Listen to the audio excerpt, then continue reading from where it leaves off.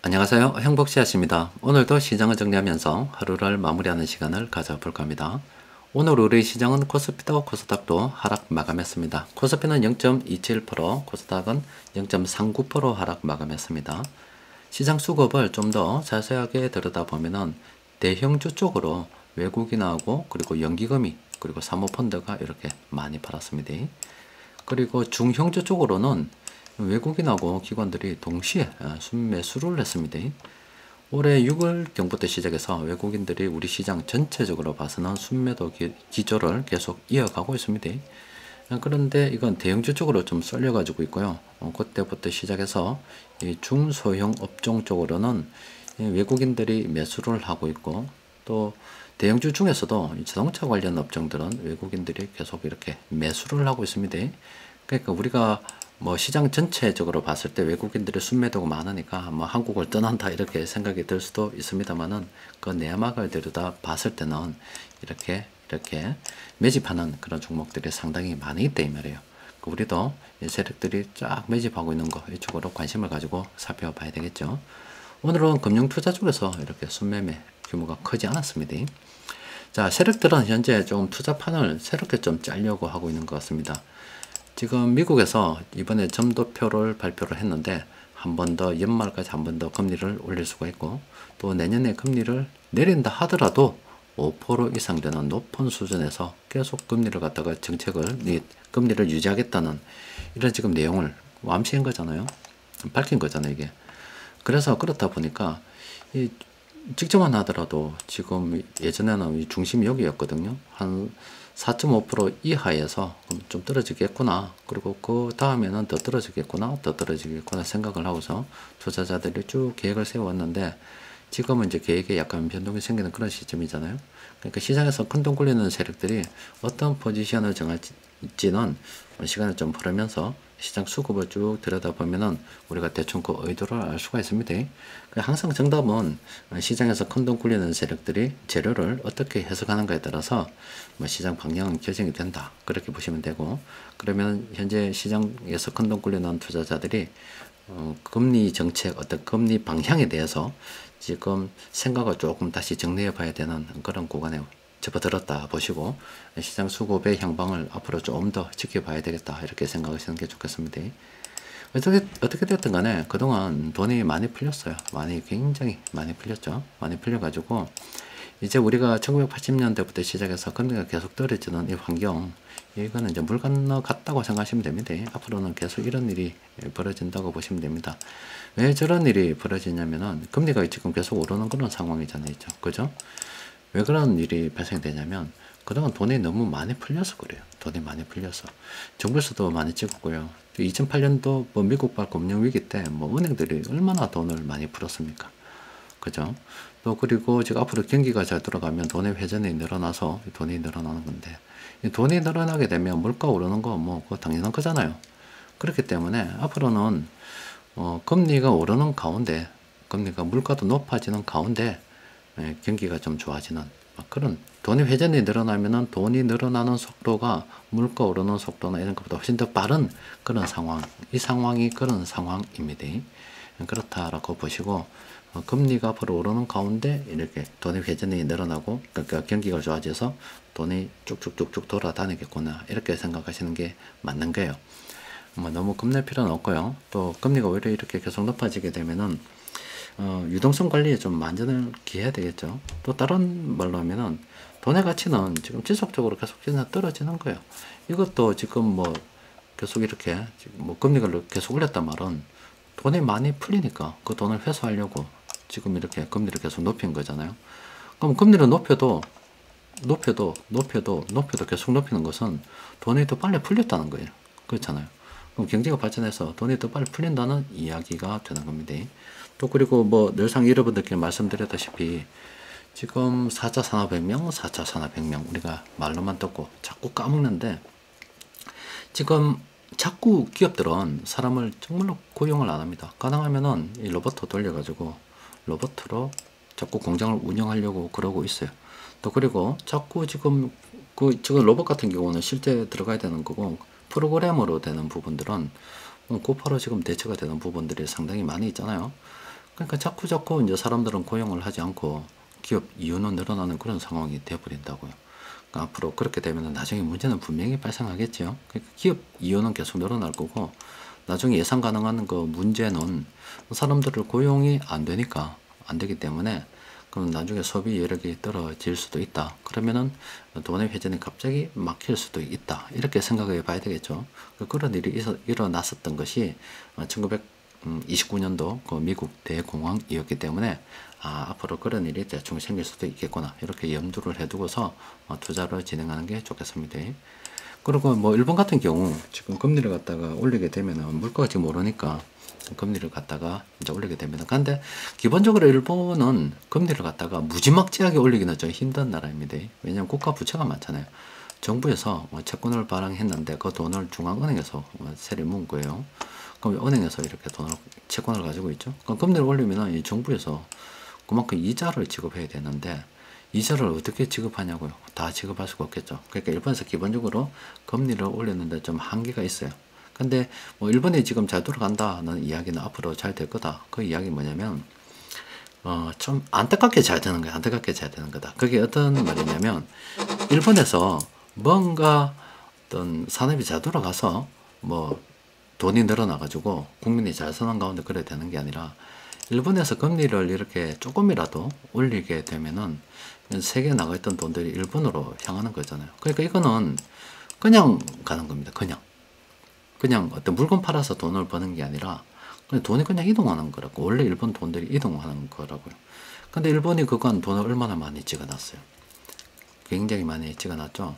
그럼 그 돈들이 들어가면 거품이 발생한다는 겁니다. 그러니까 다른 말로 이야기하면 금리가 또 올라가게 되면 일본의 어떤 수출하는 대기업들은 괜찮겠죠. 그런데 수입하는 그 기업들은 망하는 거예요. 그죠? 또 그리고 그냥 돈이 막 들어가기 때문에 자산을 가진 사람, 주식이나 부동산 시장은 괜찮겠죠. 그러면은 이제 수입하는 기업들을 어려울 거고, 그럼 월급 올려주기 힘들 거잖아. 오히려 국민들 대다수는 더 살기 어려워지는 그런 상황이 되는 거예요. 여튼 돈이 들어가니까 자산 가격 측면에서는 또 그리고 일본에서 활동하는 그 대기업들은 굉장히 수혜를 볼 수 있다. 이렇게 생각을 해봐야 되겠죠. 그러니까 돈이 무조건 이렇게 많아지는 것도 또 돈은 어떤 방식으로 많아지는가 그런 것도 중요한 거고 또 무조건 많아지는 것도 좋은 거는 사실 아닙니다. 자, 여튼 여러 가지 어떤 급변하는 시대에 지금 우리가 살고 있고 또 어떤 면에서는 지금 금융시장에 있어서는 큰 패러다임이 어떤 변화되는 시기 또 산업에 있어서도 우리가 전통적으로 생각했던 그런 뭐 패러다임이 AI 등장 또 자동화 기술 등으로 인해서 변하는 시기에 우리가 딱 놓여가지고 있는 겁니다. 이 시기에 우리가 생각할 것들이 굉장히 많은데 어쨌든 뭐 앞으로 국민들이 뭐 모든 사람들이 다 경제가 좋아지길 바라는데 경제가 좋아진다는 것은 돈이 늘어나는 거고 돈이 늘어나게 되면 절대로 주식이나 부동산 부여하지 않는 사람들은 그냥 막 굉장히 힘들다라고 보시면 돼요. 우리가 지금 해야 될 일은 언젠가 이 거품이 터질 거다. 영원히 가지는 않는다. 그럼 그 과정에 우리가 유동성 관리만 잘 한다 그러면 주식이나 부동산을 모아두는 게 훨씬 유리하고 그리고 언젠가는 빠져나와야 됩니다. 거품은 결과적으로 터질 거기 때문에 나와야 됩니다. 그럼 그런 시점에 대해서 곰곰이 생각을 해가면서 앞서 말씀드렸던 것, 그거 앞에서 계속 말씀드렸던 것 딱 생각을 해가면서 투자를 진행하는 게 좋겠죠. 그래도 이런 앞으로 어떤 일이 벌어질 거다. 또 참고할 만한 과거 사례는 어떤 것들이 있다.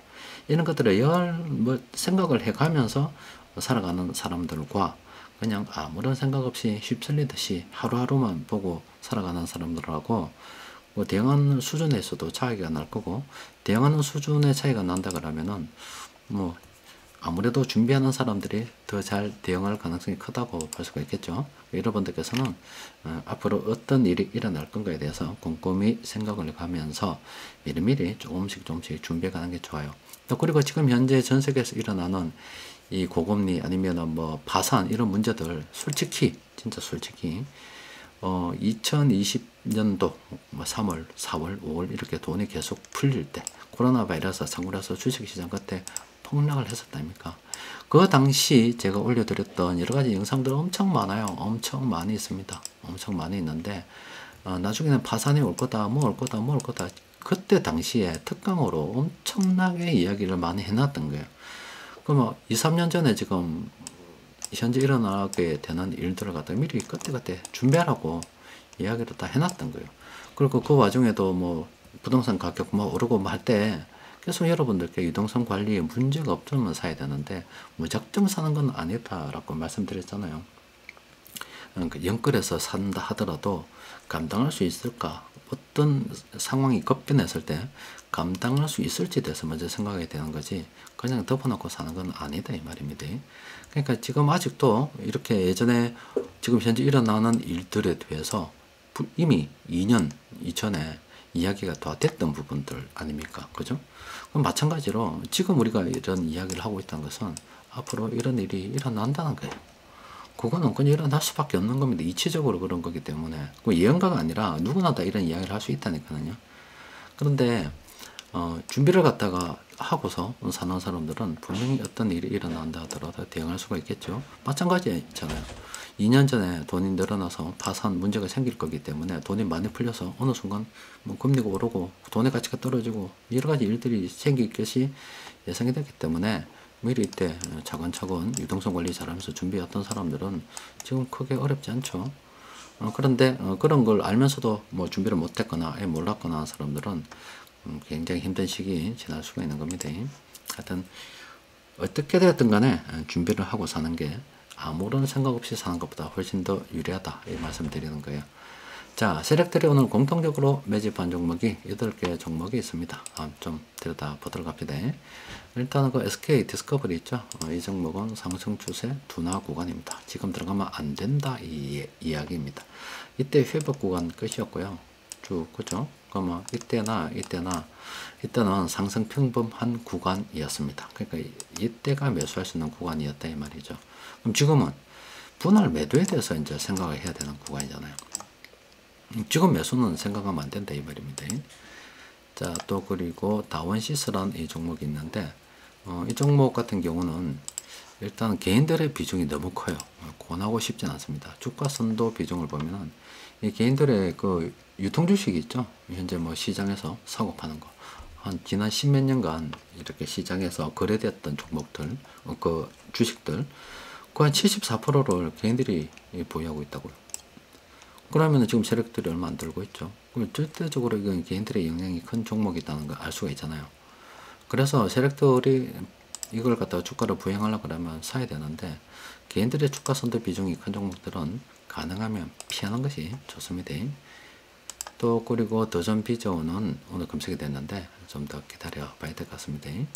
자, 코스피 전체적으로 보면은 이런 종목들 지금 좀 과열 상태에 있다 이렇게 보시면 되겠습니다. 그리고 그중에서 메리츠 금융지주는 오늘 분할 매도 신호까지 났어요. 이 종목도 마찬가지죠. 상승 탐력 구간인데 이때 뭐 회복 구간을 지났을 거고요. 이때가 분명히 상승 평범 구간이죠. 이럴 때 그런 겁니다. 그런데 뭐 이럴 때 정리를 뭐 해야죠. 근데 지금 매수하는 건 아니다 이렇게 보이는 거 아닙니까? 또 그리고 이 코스닥에서도 지금 탐력 구간, 둔화 구간, 대화제약관 보면은 대화제약도 마찬가지입니다. 지금 둔화 구간 들어가는 거 아닙니다. 이때 회복 구간 끝이라니까요. 그러면 적어도 이때 상승 평범 구간이었을 겁니다. 분명히 그래요. 그럼 이때 우리가 어떤 접근에 대해서 생각해 봐야 되지. 지금은 사는 거 아닙니다. 그러니까 주식 누구나 다 사고 팔고 할 수 있지만은 그 때가 있다는 말입니다. 그 때가 있으면 이 전체를 또 그림을 쭉 보고서 요건 다음 타자로 올라올 거기 때문에 요것도 지금 현재 열심히 연구를 해야 되고요. 또 여기서 막 갑자기 이제 여기서 넘어오는 거 있죠. 또 여기서도 바로 이렇게 넘어오는 것들이 또 있습니다. 보면은 어쨌든 이 매수에 대해서는 상승 추세 평범 요 구간에 대해서 집중적으로 연구를 해야 되죠. 매수는 무조건 요 구간에서 일어나야 된다니까요. 이게 이제 좀 순환 매매가 좀 바란 거고 좀 여유롭게 이거는 뭐 내가 정말로 멀리 본다. 내가 뭐 월급 뭐 적립식으로 적금 넣듯이 투자한다. 멀리 본다. 퇴직금 그런 거 본다. 그런 것처럼 이런 식으로 굉장히 멀리 투자하는 사람 여기 보는 거고 이거는 뭐 지하실 들어갈 수도 있으니까 뭐 어떤 이제 거의 바닥 끝이다. 좀 여유가 있다. 지금 당장 내가 투자금 회수하지 않아도 된다. 여유가 있다. 이런 건 이제 공부하면서 조금씩 담가두는 거고 조금 뭐 세력들이 투자한 돈 담보로 잡고서 순환매매를 좀 빨리 하려고 그러면 어쨌든 여기서 관심을 가지는 거고, 이런 건 매매하면 안 됩니다. 그리고 이런 종목들은요, 여러분들 다 두드려 보십시오. 인터넷 찾아보면 굉장히 좋은 뉴스들이 많이 나옵니다. 항상 그 시중에서 나오는 여러 가지 어떤 뉴스들 있죠. 좋은 뉴스 많이 나올 때는 조심을 해야 됩니다.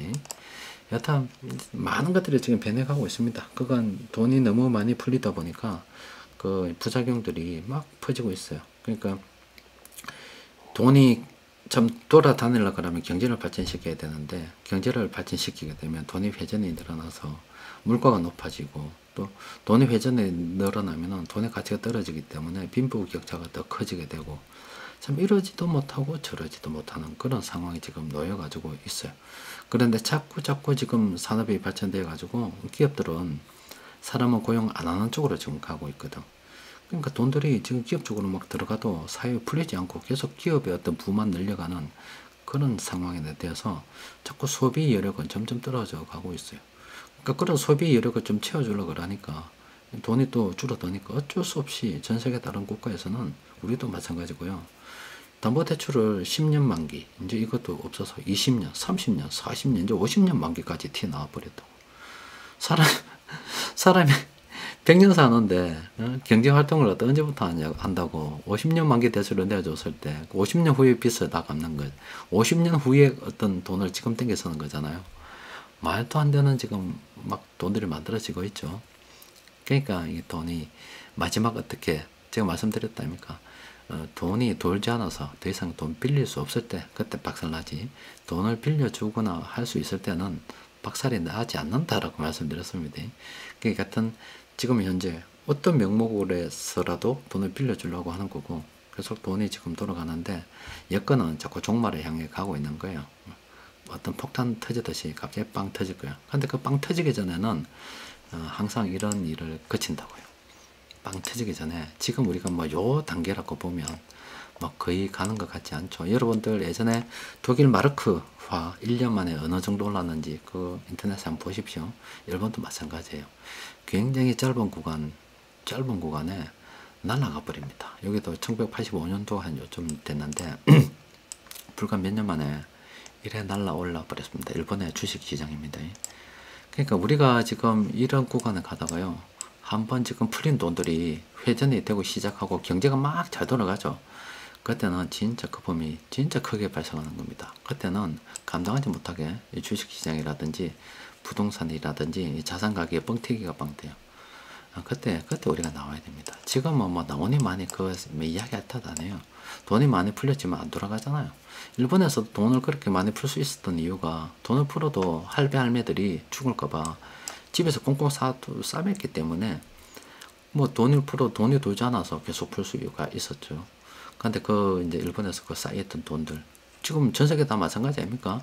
쌓였던 돈들이 일시에 나와서 지금 경제 발전으로 이렇게 한번 회전되기 시작하면, 이거 지금 우리 물가 이거 말도 안 됩니다. 이거는 아무것도 아닌 거예요. 금리 계속 올려야 될 겁니다. 그러니까 이제 패러다임이 변했다라고 제가 여러분들께 말씀드리는 거예요. 예, 금융시장도 굉장히 혼란스럽고 막바지를 향해서 나아가고 있고요. 또 전 지구적으로 봐서도 지금 지구가 뭐 뜨거워진다고 난리다 아닙니까? 특히 올해 같은 경우는 태양 흑점 활동도 뭐 올해, 엘니뇨도 뭐 올해, 여러 가지 안 좋은 것들이 한꺼번에 겹쳐서 이렇게 일어난 데다가 뭐 전쟁까지 나버리고 이래 되다 보니 뭐 기후 재앙도 많고 전 지구적으로도 굉장히 지금 혼란스러운 상황이죠. 앞으로도 그런 일이 이제 좀 더 있다가요, 나중에 빵 터질 겁니다. 그때 빵 터질 때 그걸 기회로 만들어야 되겠죠. 또 그때 살아남아야 되겠죠. 그 순간을 위해서 우리가 지금 열심히 공부하고 있는 거예요. 자, 이번 주도 모두 다 고생하셨습니다. 이상입니다.